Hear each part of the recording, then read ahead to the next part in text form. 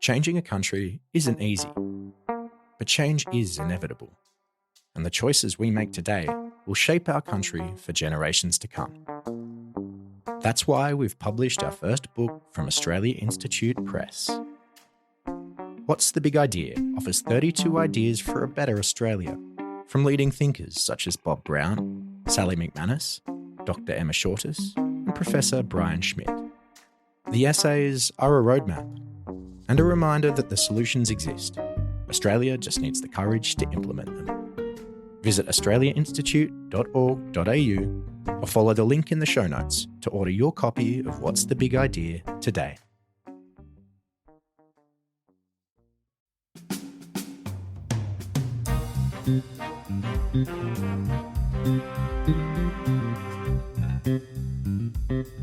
G'day and welcome back to Dollars and Cents. It's the show where we demystify what the hell is going on in the economy. Today, your host is me, Hayden Starr, who is normally behind the Institute's social media accounts and stepping in Eleanor's absence today, who's enjoying a fantastically well-deserved holiday down in Tasmania. And joined, as always, by the star of the show, Mr. Greg Jericho. Hey, Hayden. Good to see you. And yeah, lucky Eleanor, off having a holiday and not experiencing the first week of the election campaign. Must be nice. Smart woman she is. And Greg, are you feeling liberated today?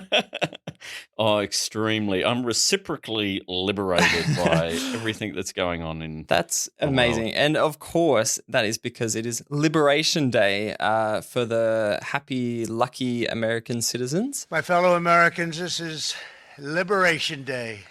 Waiting for a long time. April 2nd, 2025 will forever be remembered as the day American industry was reborn, the day America's destiny was reclaimed, and the day that we began to make America wealthy again. We're going to make it wealthy. Which is basically Donald Trump's tariff day. He's announced sweeping tariffs across basically the whole planet, as far as I can tell. So, Greg, just give us a quick refresh of who actually pays the tariffs. Yep. Really good question, because we're going to be inundated with all this. There's going to be talk back and everything. What does this mean for us? Are my minced beef going to cost more and everything? No. Remember, always, the tariffs are paid by the importers and then paid by whoever buys the stuff that the importers get. So yeah, if Americans want to get stuff from overseas, Americans now have to pay a tariff for that. And that will all be passed on to their consumers. So basically, a tariff is a tax paid by Americans. This tariff is going to all be paid by Americans. Australians do not pay it. Forget what Donald Trump says. Other countries don't pay the tariffs. Americans are paid. The unilateral action that the Trump administration has taken today against every nation in the world does not come as a surprise. For Australia, these tariffs are not unexpected, but let me be clear, they are totally unwarranted. Today's decision will add to uncertainty in the global economy, and it will push up costs for American households.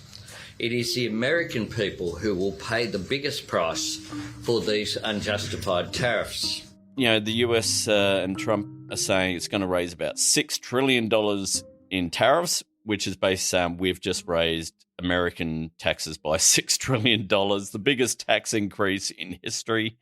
And it's all a consumption tax in a sense. It's all going to be paid by people paying more for when they buy stuff.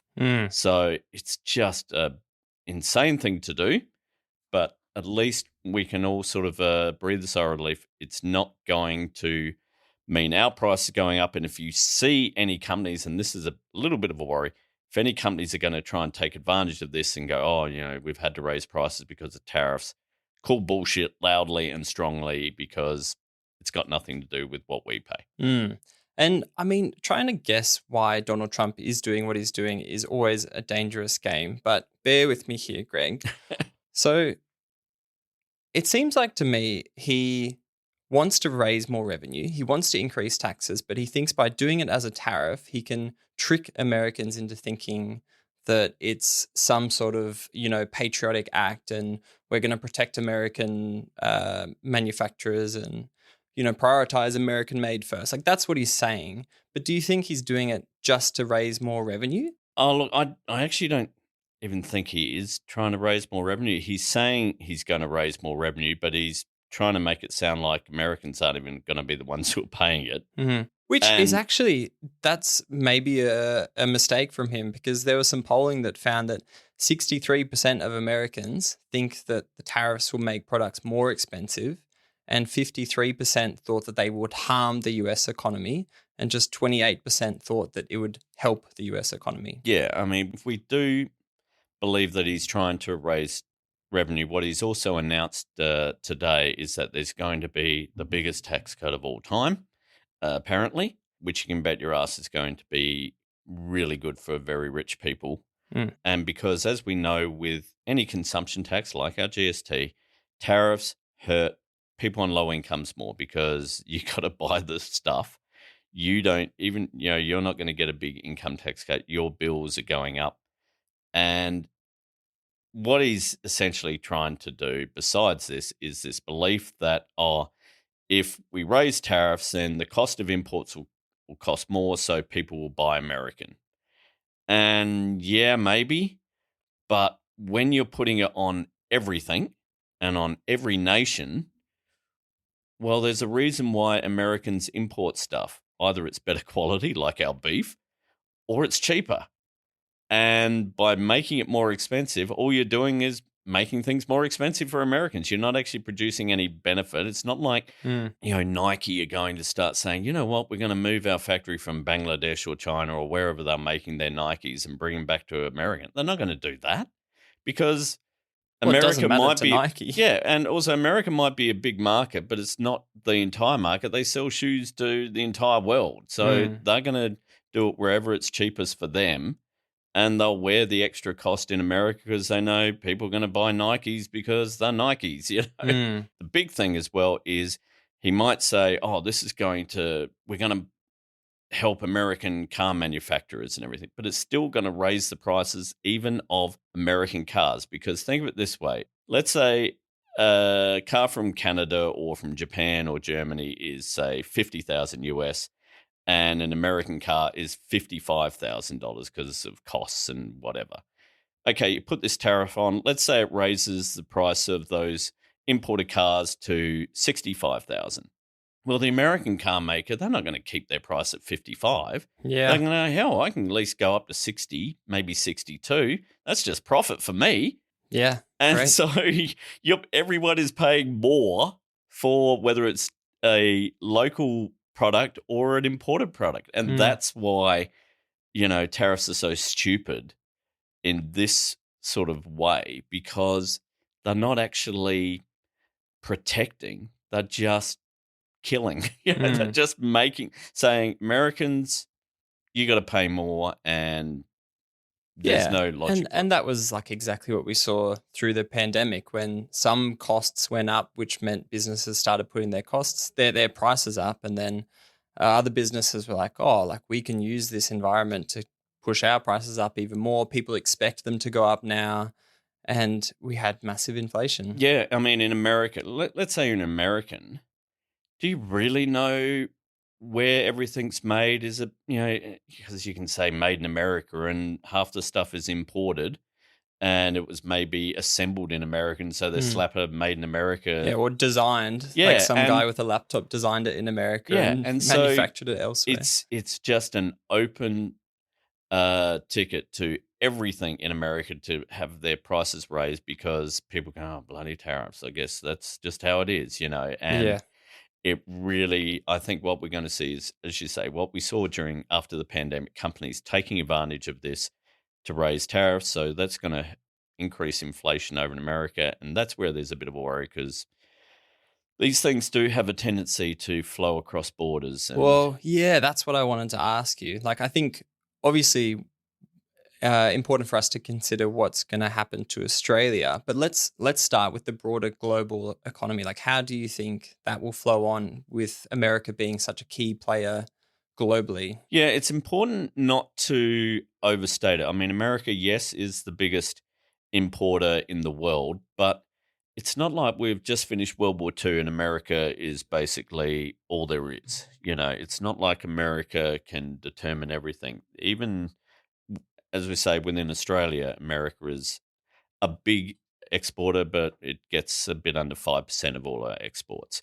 So yeah, it's going to hurt, but there are other places to export, and a lot of countries, especially we've seen Vietnam, for example, has been hit with some of the highest tariffs. Well, they're going to look straight to China across the border as okay. Let's see if we can export more to there or to India and other places. So, but it's still going to have an impact because Americans are going to import less, not because of tariffs per se, not because, we don't want to buy imports anymore. It's just the fact that they're going to have less money to spend because everything's more expensive. So they're really going to have to cut back on all their spending.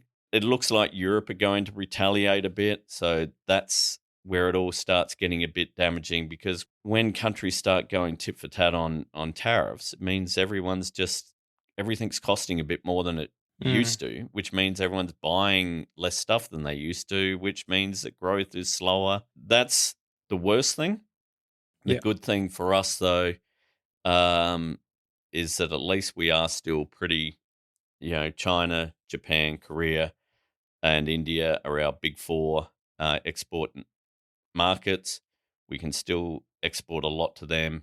Pretty much, we've got Europe to export. It's going to be an issue of how badly it's going to affect the world economy. America's probably going to, well, you don't want to predict a recession, but this isn't a smart move. This isn't a good move. It's not going to help their economy really. And that generally does mean everything else sort of, because we're so connected. America imports stuff from China. If they're importing less, then China doesn't need as much stuff to make its imports, which means maybe it needs less iron ore, coal, stuff from us. And like Australia, we've got experience, like recent experience when China put the tariffs on things like our wine and barley. Did they ban wine imports? They Or did they put basically tariffs on raised them? tariffs, effectively banned. I think it was a 200% tariffs, which basically killed the thing. But and again, this is a 10% tariff that America's putting on us, so it's not quite the same. Australia bans, and they're wonderful people and wonderful everything, but they ban American beef, yet we imported $3 billion of Australian beef from them just last year alone. They won't take any of our beef. They don't want it because they don't want it to affect their farmers. And you know what? I don't blame them, but we're doing the same thing right now, starting about midnight tonight, I would say. He talked about beef and the point that actually at the moment we ban beef imports from America because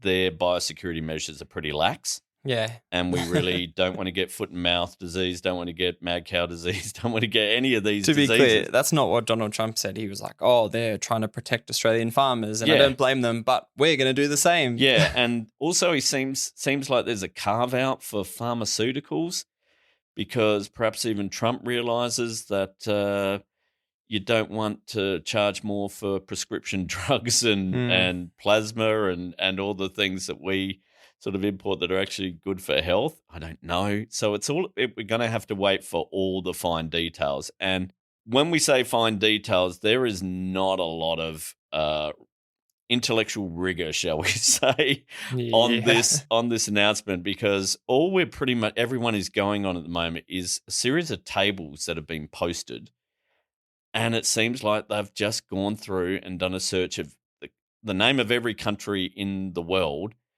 and they've either decided, we'll pick on that country and give them a 25 or 35 or 45% tariff. If we have a trade surplus with you, it looks like we're getting given 10%. That seems to be what's happening with Australia. And also, if we haven't heard of that nation, we'll just give them 10%. So you got things like the Cocos-Keeling Islands. I mean, really? Nauru's got a 30% tariff. I don't know what the hell they've done to annoy him. What are they exporting to the US, do you reckon? Asylum seekers? I'm not sure. I mean, Norfolk Island has been slapped with a 30%, I think actually more than 30% tariff. No one's quite sure what did Norfolk Island do. So they're only getting 29%, but the 29. British Indian Ocean Territory's got 10%. Tuvalu, sorry, 10%. And my favorite is the Heard and McDonald Islands have got a 10% tariff. And as someone pointed out on Blue Sky, they're actually uninhabited. So there might be some penguins who are going to be doing it tough. But, it's just like there's this list. They're really padding the CV by just look at all these countries that we're having a go against. Kiribati has got a 10%, Eritrea, 10%, Cook Islands, 10%. I mean, these are not nations that export anything to America. Do you think there'll be reciprocal tariffs from Kiribati? We could get a trade war between Kiribati and the USA. It could be. I mean, it really was just it.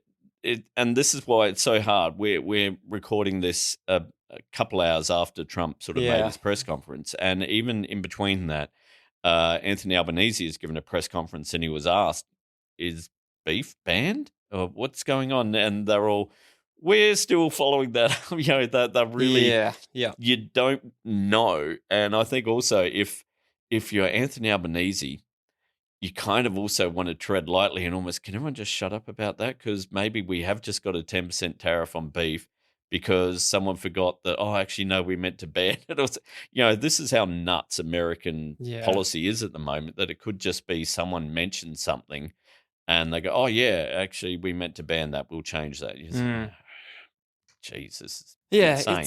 It's wild, isn't it? It's beyond satire. And we could go on about it forever, but I think we've got a lot to get into in this episode. And obviously, because it is such a moving feast, a feast of Australian roast beef, perhaps. Let us know in the comments if you've got any specific questions about this as it all unfolds, and I'm sure we'll pick up on it in future episodes. Yeah, and I think the key thing is, look, it's not going to wreck Australia's economy. Yes, it will hurt if you're a beef farmer and they are banned. That's going to have an impact, but there are other markets. One thing Albanese, the Prime Minister, has announced that there is going to be a series of measures to help industries, one, get new trade markets. And I think there was something up, they're offering up $1 billion worth of interest-free loans to suppliers who are attempting to break into new markets to sort of help them do that. He's opening up also some new trade missions after the election in sort of areas that could get more exports from us. Also doing some support for especially the agricultural sector that is going to sort of be working with organisations like the National Farmers Federation. So it's a bit worrying for some of these industries who are still wondering, hey, wait, are we banned or is it 10% or what? But overall, the economy is not going to crash. Our economy is not going to crash because of this. You shouldn't be paying anything more for it. But again, come back in 3 months, 6 months, and who the hell knows where we're going to be. Yeah. The board did not explicitly discuss a rate cut. There is an overwhelming expectation of a rate cut in May and in subsequent months. Inflation pressures remain and cost of living pressures are still very real. So moving on, this week we also saw the RBA, the Reserve Bank of Australia, releasing their decision on whether or not to cut interest rates. Or actually, maybe that wasn't the decision that they were making after all. Now, before we get into what the RBA is actually thinking, Greg, can you just give us a run through of where we're at with inflation at the moment? Is it rising? Is it falling? Is it steady? Inflation is kind of doing good. It's the consumer price index. As in it's staying low. Yeah. So the official consumer price index, which measures annual growth of inflation, is at 2.4%. Now, the Reserve Bank wants it to be between 2 and 3%. So great, it's lower than halfway. It's in the bottom half. Within their target band. Yeah, and even if you look at other measures like their so-called underlying inflation, which basically tops and tails the biggest 15% rises and falls. So it kind of looks what's happening in the middle. That's also coming down. Will probably be below 3% the next time they measure it, although the monthly measure, which is a bit less comprehensive, that's below 3% at 2.7%. So everything suggests, the fight against inflation has been won. We're under 3%. Yeah. All is good. Let's cut rates. But And so, yeah, they left them on hold at 4.1%, which wasn't unexpected. Like the market was predicting that they were going to leave them on hold. But what was interesting was what they actually said in their statement for the justification of this decision. Now, what did they say, Greg? look, they said that we don't know what's going on. Inflation might go up, but on the other hand, it might come down. I mean, the entire astute analysis there. The entire statement was kind of magic 8 ball kind of stuff of, is there going to be inflation rising? Shake, shake, shake. Mm. All all sides point to no, then shake, shake. Maybe yes. It was like they would write a sentence where they would basically say, it seems as though consumer spending is picking up nicely. And then the next sentence would be, however, there are risks that perhaps the recovery is not as strong as we thought. It's like, come on, you guys have got an entire building full of economists doing these things. Surely you can be a little bit more coherent than, oh, look, who knows? It could go up, it could go down. Well, no shit, I could have said that, and I'm not getting paid $1 million to be the governor of the Reserve Bank. It was a real kind of, I think, a very weak decision. I think it was actually kind of political in that they purposefully came up with reasons not to do it because it was the first week of the election campaign. And if you cut rates, it's suddenly a big boom for the government because it looks like, oh, great, we've had 2 interest rate cuts in a row, we're fine. The next meeting will actually be in late May after the election. So they can sort of confidently hold off on doing anything this time. And after the election, they go, oh, actually, inflation did come down. We can cut now. And it's like, well, nothing has changed. Aren't they supposed to be independent, though, and not make decisions based on the politics at the current time? And the problem is they often see that independence, or they can see that independence as meaning, oh, let's do nothing. Yeah. And that'll show we're not affecting anything. We're actually not doing something because you're worried it's going to help one thing, actually inherently helps the other party who, you saw Peter Dutton out there going, oh, Australians out there were expecting 2 rate cuts now. It's all finished, and you won't get another rate cut under this government. So it's a case of doing nothing is just as political as doing something. The problem is the media generally doesn't report it that way. They'll report it all way. There was a cut, or as we saw at the last election, an increase right at the end of the 2022 election campaign. That's seen as political. Whereas actually, doing nothing is political because you've decided to do nothing purely because there's an election on and you're worried about hurting someone. It's like, well, do your job. Don't care about whether it's now. The governor said, "Oh no, we didn't even talk about there being election campaign." Perish the thought. It's like, yeah, sure. You got a bunch of business people and economists and people who live and die by politics got in a room and, oh, no, we didn't mention the implications of the election. Oh, yeah, sure. Yeah. I know. Are we assuming that not a single one has read any news outlets or anything? Yeah. And also, and I think you were pointing this out yesterday, that she was asked, did they consider a rate cut? And she said, no, we didn't consider a rate cut. It's like, well, what were you doing? Yeah, hang on a minute. Isn't that their whole job, is to consider different things for the economy? You consider a rate cut, you consider keeping it stable, or you consider increasing. The other 3 things. And to say, oh, no, we didn't even consider a rate cut. It's like, what? Yeah. What is your messaging here? And, they talked about, the uncertainty of what's happening with Trump. And fair enough. Great uncertainty. More uncertainty. And I pointed this out last week with the uncertainty indexes that are around the world. There's more uncertainty now than there actually was at the beginning of COVID when it comes to economic policy, because seriously, no one has a bloody clue what Trump was going to do. But we also know that whatever Trump was going to do was not going to directly affect inflation here, because we don't pay more when America puts a tariff on itself. And also, even if it did affect it, well, an interest rate doesn't affect a tariff. It's a case of, the Reserve Bank should be worrying about inflation when it's because, we've got heaps of money and we're out there spending mad and there's too much heat in the economy. and they want to slow it down. What they mean by slowing it down is get more people unemployed.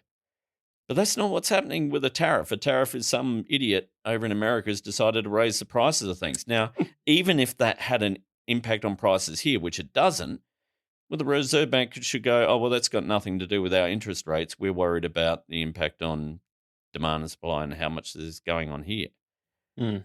And a crucial thing is the Reserve Bank and the governor specifically said that the current level of interest rates they still think are contractionary. And what they mean by that, she still thinks that interest rates, the cash rate at 4.1%, is slowing the economy. And they think that's a good thing. They think the economy needs to be slowed. And remember, what does that mean? They think unemployment should be higher. Yeah, wild. It beggars belief that it's not slow enough already. Like, Yeah. how many years have we been experiencing this environment of, high cost of living, like cutting spending, a Yeah. lot of people struggling? Yeah, no one feels out kinda there slow. is. You go to the shops. It's not bonanza time where people are lining up to get goods. And if there is any line, it's because something's on a massive special, Yeah. and people are taking advantage of it. There's no. You look at all the data, retail trade, picking up a little bit, but it's still well below where you'd want it to be. Mm. Household spending is going up, if anything, due to bills, not due to it's just madness. And I think, our colleague Matt Grudenoff, he was looking at sort of the inflation numbers, and all we need is a pretty standard level of inflation in the first 3 months of this year. And the consumer price index might actually be outside that 2 to 3% barrier. But it won't be above it. It will be below it. Inflation could fall below 2%. Now, Yeah, wow. theoretically, the Reserve Bank should be as worried about that as if it's higher. And yet, they don't give a shit. They're just, we got to hold off and it's uncertain. It's just so pathetic. When was the last time that happened? Well, before the pandemic, we pretty much had a good 6 years of it always being below 2%. And there was quite a few economists, including us here at the Australia Institute, going, Reserve Bank, government, what are you doing here? Inflation should be between 2 and 3%. You're letting it bump along at 1.5%. You should be cutting interest rates because clearly that's a sign that Australia's economy is pretty weak. There's not a lot of growth in the economy, and certainly not a lot of demand of people wanting to buy stuff. Maybe do something about it. Instead, they were like, actually, they kind of didn't mind it, and it really put a bit of a lie to this whole thing of, they have a target band. Yeah. No, they Yeah. just want it to be below 3%, and it's a bit of a lie to the Australian public, really, how they do things. All right. And lastly for today, let's get into some election stuff. This is the first podcast episode of the election campaign. So happy election season, Greg. Hope you're as excited as I am. I am very much. And a reminder to everybody, please check out the live blog. Amy Ramikis is live blogging away. Just go to our website. You'll see the tag for live blog. It is fantastic, and it has all our research all funneling into it. So if you really want to know what's been said, what's happening each day, just go there and you will get everything. Yeah, agree. Like live fact checking of press conferences and everything that's going on throughout the whole campaign, which is amazing. And so one of Labor's big ticket election campaign announcements is they're calling for an increase to the minimum wage. Now, whenever this happens, there's always those in the business lobby who say, but this is going to push inflation up. This is inflationary. Now, Greg, I know we've done some work on this before, but give it to us again. Is increases to the minimum wage inflationary once and for all? No, not at all. In fact, we've got some research that's coming out this week on Friday. So when you're hearing this podcast, it should be out, and go to our website and find it.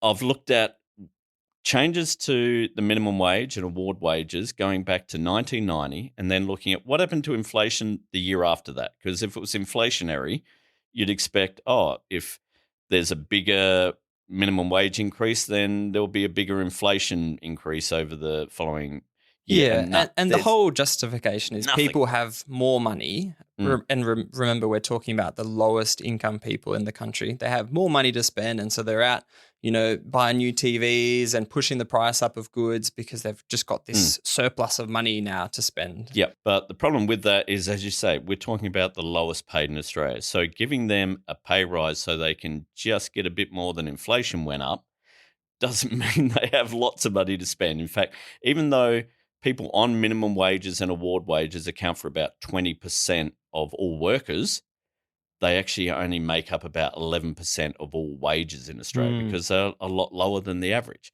So we looked at that, and we've done this over a number of years, and the data just gets more and more clear that it has no impact on inflation.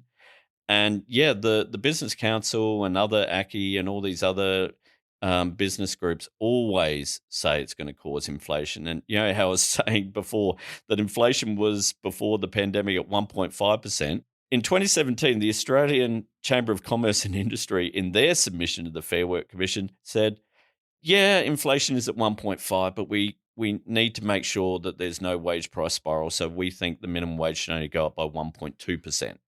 So this is even when it was inflation was so low, they still wanted Australia's poorest workers to see their real wages go backwards. So they say this every year.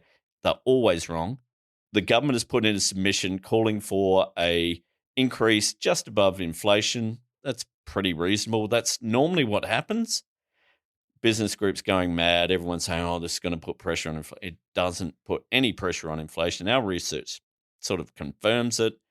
And really also what we see is the belief that actually if we did raise minimum wages by a good amount, business can actually wear that cost and their profit margins still stay very high, a lot higher than they were before the pandemic. Yeah, it's sort of comforting having business as usual, an age-old debate between the business lobby and those who want our lowest paid workers to get a bit more amidst this environment of economic uncertainty. And that feels like a great note to end it on. Thank you, Greg, for having me on the show. Thanks to our podcast producer, Angus, for making these fantastic episodes, as always. And we'll see you in the next one. Yep, thanks a lot, Hayden, for stepping in for Eleanor. Eleanor, is she back next week? She is back next week. Is she? Yes, she's back next week. So will I be, and so hopefully will you. Thank you all for listening. We really appreciate you tuning into this show. It just we really get a big kick out of your feedback as well, so please continue with that. This episode of Dollars and Cents was recorded on the 3rd of April, and some things may have changed, and in this environment with Trump as president, who the heck knows? A lot of things could change. Things have probably definitely Hopefully the changed. world is still out there when we open up the studio doors. For more information on what the Reserve Bank did, you can read my column on the Guardian Australia site, and for more details on everything going on with the economy, the good policies that we need to on whether it be climate change, environment, trade, tax, you name it, you can find it at our website, which is at australiainstitute.org.au, and as I said before, you'll find the live blog there as well. Music, as ever, by Blue Dot Sessions. Everyone, have a great week, and we'll see you all next week. Bye-bye.